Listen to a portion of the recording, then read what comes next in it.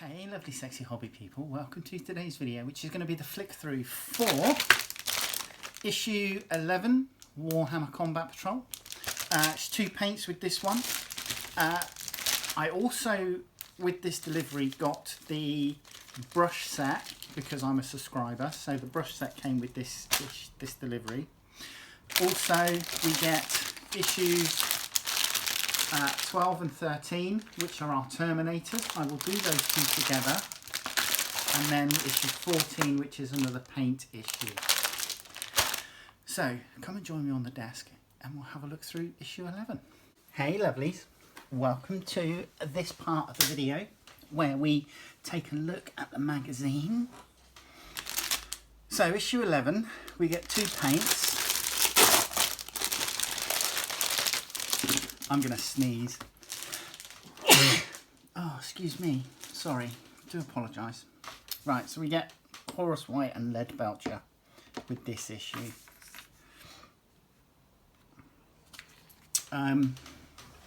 So, we haven't got anything else with this issue apart from the subscribers brush set, and we'll have a look at that in a mo. So here we go, 2 new paints. How to paint Leadbelcher and Chorus White, or Corax White I should say. So cool. I used both these paints, so that's good. I'm happy that I've got them with the issue, and this is just talking you through where to place it. For those that don't paint miniatures regularly or new to the hobby, this is just obviously the painting guide showing you the best places to put this stuff, etc. No Tyranid models in this one though. So then we're on to read the red section, A, Imperium number 9, Cult Mechanicus, so the Adeptus Mechanicus, Cog Boys, the human machine cyborgs, a lot of them. Talks about the Omnissiah, which is the Cog Mechanicus deity. And then we're into red section, read C, Tyranids number 10, Bioweaponry. Some of their weaponry is quite nasty. So we have the Flesh Borers, which is the one that we've got, the weapon that's on our Termagaunts that we get with the collection. Talks about their living ammunition. Various other weapons that they can have, like melee weapons. So you get Scything Talons, you get Rending Claws. Quite often a lot of the Gene Stealers will have Rending Claws and then Bone Swords.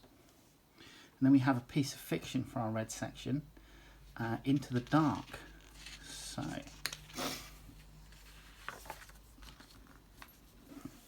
then phases and objectives.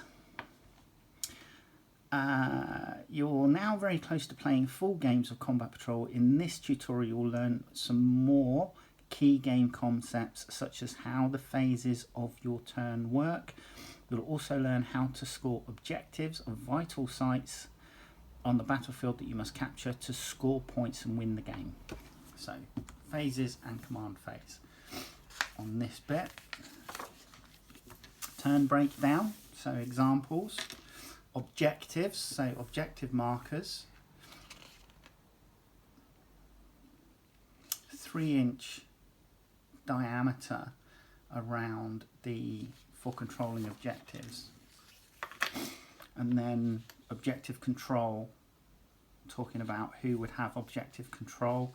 Every unit in Warhammer 40,000 has an objective control characteristic, OC. When 2 units are within 3 inches of the same objectives, the players work out their level of control by adding up the OC of all the models they have within 3 inches. The player with the highest score controls the objective. In the case of a tie, neither player wins the, neither player controls the objective. And then it just says tracking victory points down here. Then we're into scenario 7. So it looks like we're going to be using, obviously, the battle map that came with issue 1. And it looks like we're going to be using our Barb Gaunts, Termagaunts, Tyranid Prime, Von Ryan's Leapers, the two pieces of the Tyranid carded terrain, an objective marker, one in the Tyranids deployment area, and then diagonally across you've got one in the Space Marine deployment area, and then one in the centre. And we've got the Inferno Squad, the Space Marine Captain, and the Librarian are the forces. In this mission, you'll battle to claim vital objectives while trying to stop your opponent from doing the same. It doesn't matter if your forces die in the process. Your primary goal is to secure the objectives. This battle is best played with an opponent. Find a friend or family member and try playing both sides to learn how to fight. So, valuable biological samples litter the battlefield. For the Tyranids, these are a chance to develop new biomorphs, while for the Space Marines, these could be used to design deadly countermeasures. Both sides must balance combat with collecting these essential resources. So, let's have a look and see. So you get Space Marines turn, command phase, move, shoot, charge, fight. How it transpires on the map. And then Tyranids turn, command, move, shoot, charge, fight, and how they moved on the map. And we get what happens if it's a Space Marine victory or a Tyranid victory. And we get victory point tokens and objective markers. Now, I've been looking for some nice Dark Angels and Tau objective markers. I have found some, so when I fix my FEP film in my resin vat, I shall print some out. But these are kind of a good idea. You don't necessarily need them because you can just literally write it down. But yeah. Anyway, then 12 and 13 magazine are Combat Patrol. Let's have a look at the lead belcher. Come down a bit. Here you go.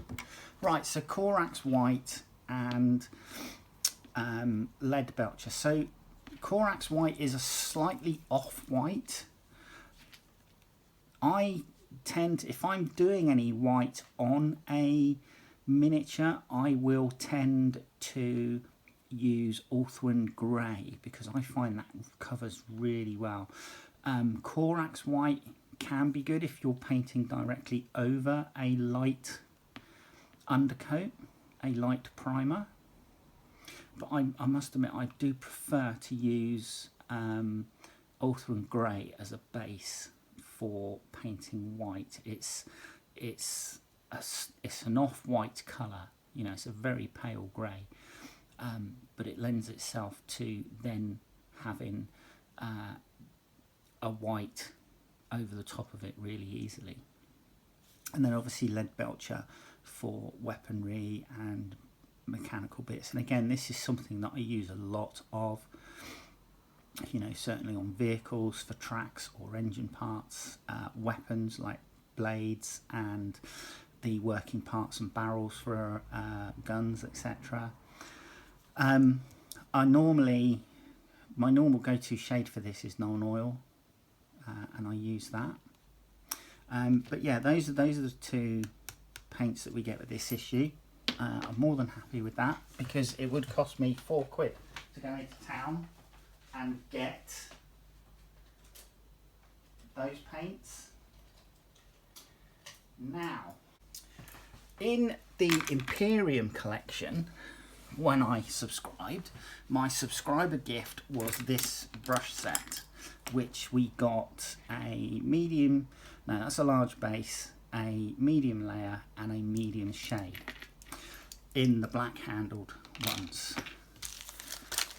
And this time around we have STC brushes. So let's have a look, shall we? So we have a small layer brush. So yeah, okay, so we've come in straight away with a different brush. We've gone for, instead of a medium layer, which we got previously, it's a small layer brush. Nice, like the tip on that. That's really nice. So those are the two brushes for comparison. Shorter bristles on the STC one, I think. Not by much, but slightly shorter.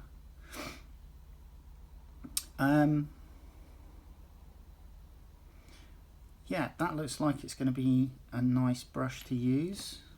Let's put that there. So what was the next one? We have a STC dry, small it says.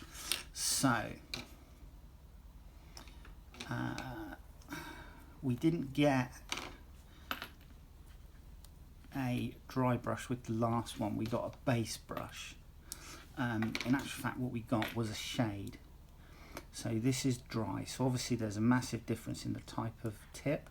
I think we got, if I remember rightly, we got a dry brush included with the collection. So I don't know if that means that instead of getting a dry brush with the collection, we'll then get a shade brush instead. I mean, both of these bristles feel really nice. That does kind of feel a little bit softer for a dry brush. And obviously these brushes that I've got here are the subscriber gift for subscribing from issue 1. So yeah, they're not, obviously it's different. We can put that aside. I don't know, I mean, it's going to be great for obviously getting into detail parts for dry brushing, but we'll wait and see. And then we have base brush large, which is similar to our large base brush. In actual fact, again, it looks like there's less bristle on this than there is in the old one, and the brush for this one is actually longer, the brush handle. So this was a large base brush in the old subscription gift, and it's a large base brush, the base brush with the STC one. But again, yeah, nice, it feels nice on the back of the hand.